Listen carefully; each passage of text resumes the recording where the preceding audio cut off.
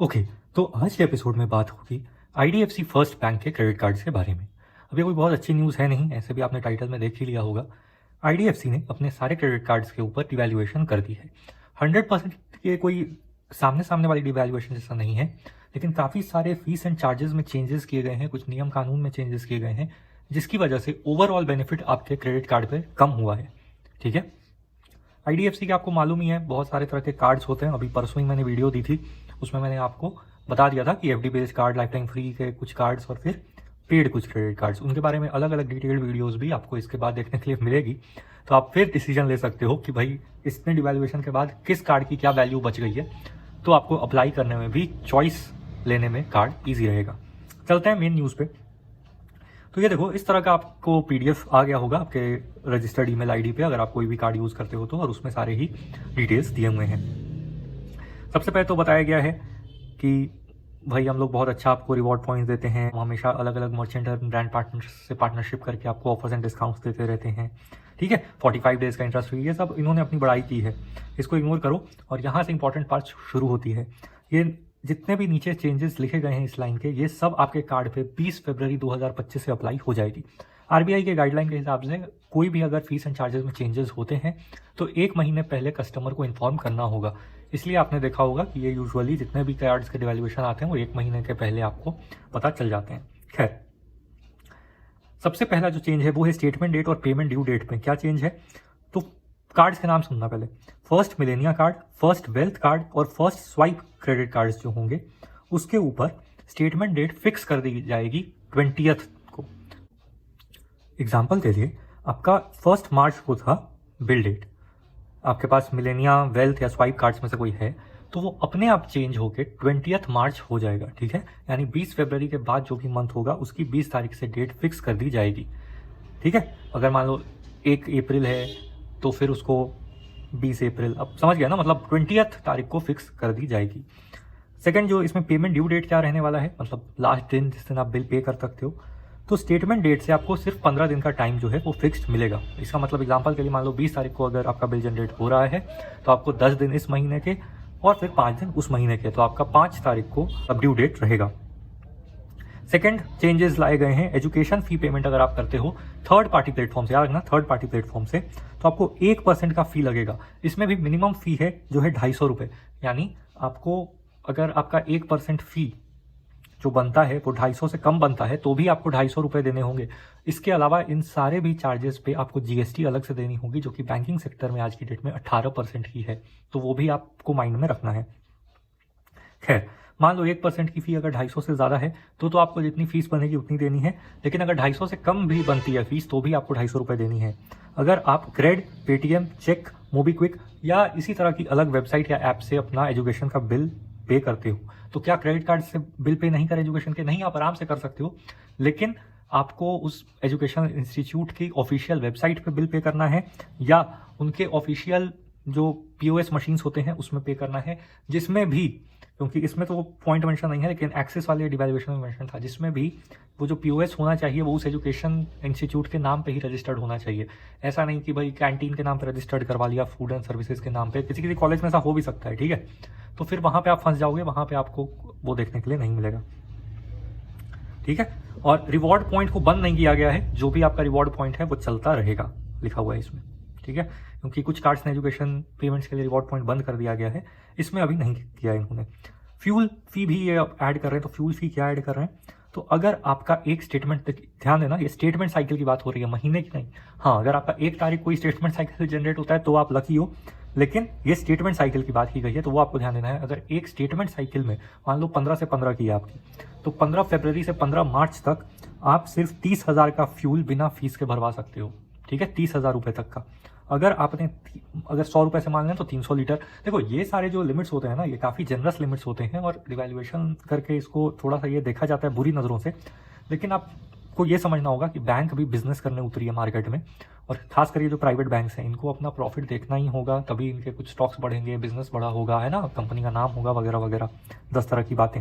Company का नाम होगा तभी जो इसको फंड अच्छे मिलेंगे इन्वेस्टर्स से, इस तरह की बहुत सारी बातें होती हैं किसी भी बिजनेस सेटअप में।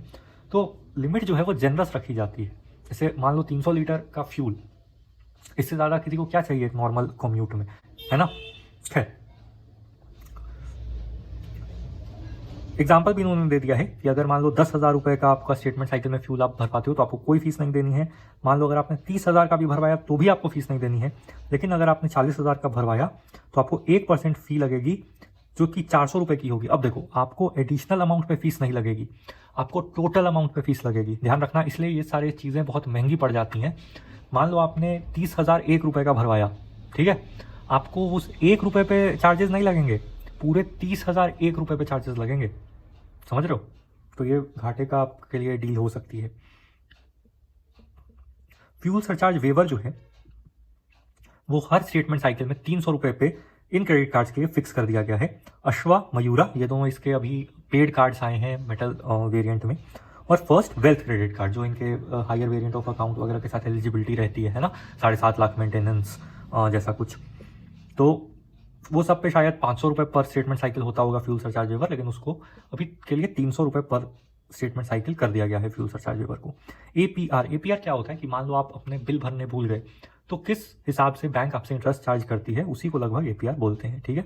तो एपीआर क्या रहने वाला है, तो डायनामिक एपीआर है आईडीएफसी का, जो कि 9% से 43.8% तक हो सकता है।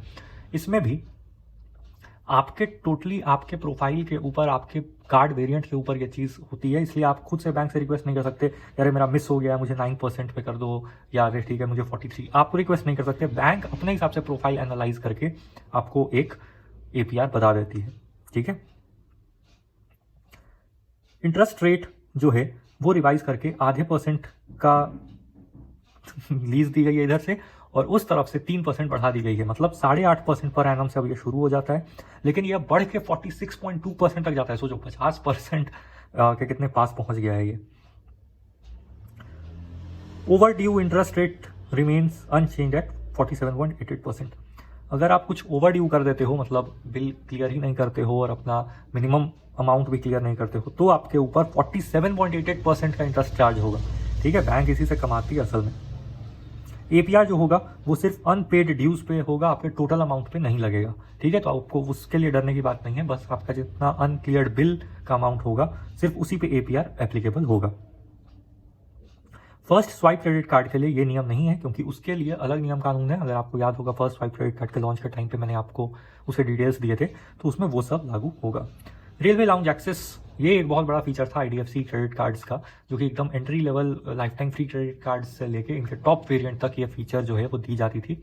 एंट्री लेवल में 2 बार का फैसिलिटी था, हायर वेरिएंट में 12 बार, अनलिमिटेड बार, इस तरह से अलग अलग थे। तो उसमें क्या चेंजेस लाया गया है, पहले तो एग्जांपल दिया गया है कि हम लोग कंफर्टेबल सीटिंग आपको, जिससे लाउंज, देखो रेलवे लाउंज भी एयरपोर्ट लाउंज की तरह ही आजकल बनने लगे हैं। बड़े शहरों में तो काफ़ी सुंदर, काफ़ी कंफर्टेबल, काफ़ी स्पेशियस एरिया रहता है, लेकिन हाँ, आपको लगभग कम से कम एक बैठने की जगह और एक वाईफाई और एक चार्जिंग पॉइंट तो मिल जाता है, तो आपका सुकून से रेलवे स्टेशन पे भी टाइम गुजर सकता है। लेकिन प्रॉब्लम क्या है कि कॉम्प्लीमेंट्री रेलवे लाउंज एक्सेस था इस पे पहले, और कोई स्पेंड बेस्ड क्राइटेरिया नहीं था, मतलब आपके पास बस लाइफ टाइम फ्री एक कार्ड पड़ा हुआ है तो आप क्लेम कर सकते हो ये ऑफर। अब नहीं कर पाओगे 20 फरवरी 2025 से, क्योंकि अब आपको रेलवे लाउंज एक्सेस क्लेम करने के लिए पिछले महीने में मिनिमम 20,000 रुपये खर्च किया हुआ होना चाहिए। सिंपल सी बात है, इसमें स्टेटमेंट साइकिल की बात नहीं है, देखो कैलेंडर मंथ की बात हो रही है, याद रखना।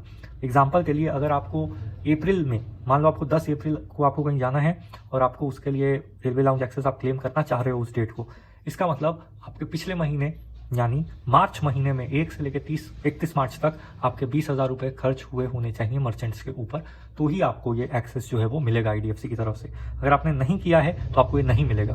क्लियर है? तो अब रेलवे लाउंज एक्सेस के लिए भी स्पेंड बेस्ड क्राइटेरिया आ गया है, तो जो लोग बस इसको रेलवे लाउंज एक्सेस के लिए रखते थे कार्ड, वो उसके लिए भी अब ये कार्ड काम का नहीं रह गया। एड ऑन कार्ड के लिए फी इंट्रोड्यूस किया गया है। तो क्या, देखो पहले डिजिटल एड ऑन कार्ड ये लोग प्रोवाइड करते थे जो कि फ्री होता था, ठीक है, क्लियर हो। अब लेकिन 20 फरवरी 2025 से जो भी एड ऑन कार्ड इशू होगा उस पर ज्वाइनिंग और एनुअल फीस लगेगी, वो भी 500 रुपये प्लस टैक्सेस की। इसमें बताया नहीं गया है कौन सा वेरिएंट, इसका मतलब ये सारे के लिए कॉमन फीस क्रिएट की गई है, जैसा कि आईसीआईसीआई ने अपने कार्ड्स के लिए एक बार किया था। लेकिन ये 500 प्लस टैक्सेस की फीस बहुत ज़्यादा है, यानी 18% के हिसाब से मान लो तो 600 रुपये आपको देने पड़ेंगे, 590 रुपये। ये फीस 20 फरवरी से पहले अगर आप कोई कार्ड जनरेट करवा लेते हो तो उसके लिए एप्लीकेबल नहीं होगी। तो भाई आपको अगर करवाना है तो लग जाओ प्रोसेस में और 20 फरवरी से पहले करवा लेना। अश्वा, मयूरा और फर्स्ट प्राइवेट क्रेडिट कार्ड्स, ये तीनों ही इसके पेड वेरिएंट के सुपर प्रीमियम क्रेडिट कार्ड्स हैं। इसके लिए एड ऑन कार्ड फीस इनके ब्रोशर पे मेंशन होगी, उस पर ये 500 रुपये प्लस टैक्सेस वाला नियम जो है वो लागू नहीं होगा। ठीक है। कार्ड रिप्लेसमेंट फी जो है, कार्ड रिप्लेसमेंट फी पहले पता नहीं कितनी थी, अब उसको रिवाइज करके कर दिया गया है 200 प्लस टैक्सेस 18% के हिसाब से आप 36 रुपये मान लो, तो 236 रुपये आपको देने होंगे। ठीक है। रिप्लेसमेंट फी मेटल क्रेडिट कार्ड्स यानी अश्वा, मयूरा और फर्स्ट प्राइवेट क्रेडिट कार्ड्स जो हैं उसके लिए अनचेंज है, मतलब इनके ब्रोशर पे आपको चेक करना पड़ेगा कि कितनी इन्होंने बताई थी रिप्लेसमेंट फी। और डिजिटल क्रेडिट कार्ड, जो फर्स्ट डिजिटल और फर्स्ट अर्न क्रेडिट कार्ड, इनका जो UPI based digital credit card इन्होंने लॉन्च किया था, तो उसकी भी फीस जो है रिप्लेसमेंट की वो अनचेंज रहेगी। रिप्लेसमेंट फी मतलब होता है कि अगर आपका कार्ड खो गया है ना, खराब हो गया, वो सब चोरी हो गया जो भी, तो आप कार्ड ब्लॉक करके या कोई फ्रॉड ट्रांजैक्शन हो गया गलती से, तो आप ब्लॉक करते हो कार्ड, तो आपको एक कार्ड रिप्लेस के लिए चाहिए, तो उसमें आप रिप्लेसमेंट मंगाते हो, उस चीज़ के ऊपर ये फीस एप्लीकेबल होगी। ठीक है। अगर आपका पहला रिप्लेसमेंट फ्री था किसी वजह से, तो आप उसको 20 फरवरी से पहले अगर क्लेम करोगे तो आपके ऊपर फीस नहीं लगेगी। इमेज पर्सनलाइजेशन फी, देखो आईडीएफसी जो बैंक है, क्योंकि प्राइवेट सेक्टर का बैंक है और कस्टमर को लुभाने के नए नए तरीके ढूंढता है, तो ये अपने साथ एक फीचर लेके आता था कि आप अपना फोटो या अपने किसी घर का फोटो, किसी शहर का फोटो, किसी मॉन्यूमेंट की फोटो अपने कार्ड्स पे प्रिंट करवा सकते थे। उसके लिए अब आपको 500 रुपये प्लस टैक्सेस देने होंगे। ठीक है। लेकिन हाँ, अगर आप 20 फरवरी 2025 से, सारे नियम कानून सेम है कि अगर 20 फरवरी 2025 से पहले करवा लेते हो तो नहीं लगेंगे।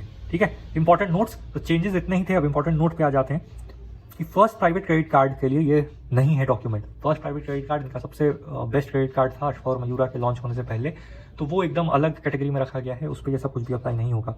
जीएसटी 18% की मैंने आपको बता दिया, ये सब कुछ पे ये एक्स्ट्रा लगेगा। फ्यूल एमसीसी मेंशन कर दी गई है 5172 5541 5542 5983। एजुकेशन एमसीसी भी मेंशन कर दी गई है 8299 8211 8241 8244 8249 8220। तो इन सारे एमसीसीज पे ट्रांजैक्शन होने चाहिए। ठीक है। तो आपको एजुकेशन वाला नियम जो है वो फॉलो होगा। ठीक है। तो इतना ही रखते हैं। और आप बताओ कि आप डिवैल्यूएशन को किस नज़र से देखते हो। देखो, मैंने जैसा बताया कि डिवैल्यूएशन एक तरह से ज़रूरी इसलिए हो जाता है क्योंकि आजकल लाइफ टाइम फ्री के नाम पे बहुत लोग क्रेडिट कार्ड्स लेने लग गए हैं, और वो बहुत सारे रिवॉर्ड्स, कभी कुछ गलत तरीके से भी लोग उसको होल्ड कर लेते हैं पॉइंट्स को, मतलब कलेक्ट कर लेते हैं पॉइंट्स को। तो बैंक सबको तो रिवॉर्ड नहीं फ्री में बांटते रह सकती है ना। जैसे मान लो लाउंज एक्सेस की अगर बात कर लें, लाउंज एक्सेस अगर आपके पास नहीं है कोई भी क्रेडिट कार्ड, अगर आप पैसे लेके जाना चाहते हो, तो आपको प्रीमियम सिटिंग लाउंज की मैं बात कर रहा हूँ जो रेलवे में है, आपको 150 रुपये पर घंटे भी प्रीमियम लाउंज में लग सकते हैं। यानी अगर आपने 1 घंटे की भी सर्विस इस कार्ड पे अवेल की तो 150 रुपये बैंक सबको तो नहीं बांटते रह सकता। इंडिया में रेलवे स्टेशन पे तो बहुत लोग जाते हैं, अगर जितने लोगों ने ये कार्ड ले लिया, तो रिवॉर्ड ताकि सस्टेनेबल रह सके बिजनेस, रिवॉर्ड वो सबको दे पाए, उतना ही वो मैनेज करते हैं इसी तरह से डिवैल्यूएशन को। ठीक है। लेकिन मेरे हिसाब से मैंने एक्सेस के टाइम पे भी बोला था कि लिमिट्स जो है वो थोड़ी सी जनरस, मतलब ऐसा कि भाई काम चलाने लायक। जैसे 300 लीटर आपको फ्यूल की लिमिट दी गई है, हाँ अगर 50 लीटर दी जाती, 100 लीटर दी जाती तो थोड़ी कम दिख सकती थी 1 महीने के लिए, लेकिन 300 लीटर मेरे हिसाब से कोई प्रॉब्लमेटिक नहीं है। ठीक है। फिर एजुकेशन में भी देखिए ऑप्शन दे देते हैं, सारे ही बैंक्स दे देते हैं कि भाई आप एजुकेशन इंस्टीट्यूट जाके उनके ऑफिशियल POS रजिस्टर्ड मशीन से अगर आप क्रेडिट कार्ड से पेमेंट कर दोगे तो हम नहीं लेंगे आपसे फीस। ये जो थर्ड पार्टी ऐप्स होते हैं ये भी कुछ तरह का कट लगाते हैं, कुछ अलग तरह के एमसीसी से राउट करते हैं, तो ये सब में से बैंक ने अपना फायदा ढूंढने का सोचा, इस तरह से मोनेटाइज करने का सोचा, और इसलिए ये सब धंधा चल रहा है। खैर, काफ़ी लंबी हो गई वीडियो, 15 मिनट के पास की। नेक्स्ट अपडेट के साथ फिर मिलेंगे, उसमें IDFC के अलग अलग तरह के क्रेडिट कार्ड्स के बारे में आपको पूरी जानकारी मिल जाएगी, एप्लीकेशन प्रोसेस मिल जाएगा, तो आप डिसाइड कर पाओगे कि डिवैल्यूएशन के बाद भी अगर आपको कोई कार्ड काम का लगता है तो वो आप आराम से किस तरह से एक्वायर कर सकते हो। चलो फिर इतना ही रखते हैं, बाय।